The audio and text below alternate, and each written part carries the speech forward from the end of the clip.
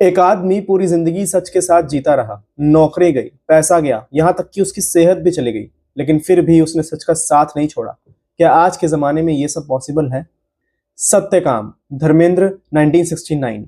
ये वो धर्मेंद्र नहीं है जो एक्शन में धमाका करते हैं, बल्कि ये वो धर्मेंद्र है जिन्होंने अपनी लाइफ का सबसे अलग और सबसे पावरफुल रोल प्ले किया था। इतना पावरफुल कि क्रिटिक्स ने ये तक कहा था कि ये इंडियन सिनेमा की सबसे फाइनेस्ट परफॉर्मेंस में से एक है। उन्होंने खेला था सत्यप्रिया का रोल, एक इंजीनियर, एक आइडियलिस्ट जो बोलता है सच, केवल सच।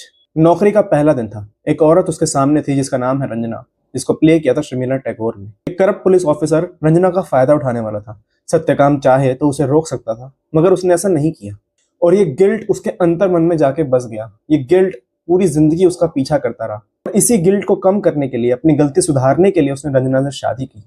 लेकिन कुछ जख्म वक्त से भरते नहीं है और उसके बाद सत्यप्रिया हर नौकरी से निकाल दिया जाता। क्यों? क्योंकि वो करप्ट कॉन्ट्रैक्टर्स का साथ नहीं देता था, क्योंकि वो रिश्वत नहीं लेता था, क्योंकि वो सिस्टम के साथ नहीं चलता था और उसी सिस्टम ने उसे तोड़ दिया। हम सब ये फीलिंग जानते हैं कि जब हम सिर्फ और सिर्फ सच बोलते हैं तो हमारे साथ क्या होता है। हम सबसे पीछे रह जाते हैं और जुगाड़ वाले लोग हमसे आगे निकल जाते हैं। और सबसे इंटरेस्टिंग बात, जब ये फिल्म एंड होती है तब सत्यप्रिया की हालत बहुत खराब हो चुकी होती है। वो बीमार होता है, ठीक से बोल तक नहीं पाता और इस समय एक कॉन्ट्रैक्टर आता है और बोलता है कि इस पेपर पे साइन कर दो, मैं तुम्हारी पूरी फैमिली का ख्याल रखूंगा। और पहली बार सत्यप्रिया उन पेपर्स को साइन कर देता है, लेकिन उसकी पत्नी रंजना उन पेपर्स को फाड़ देती है।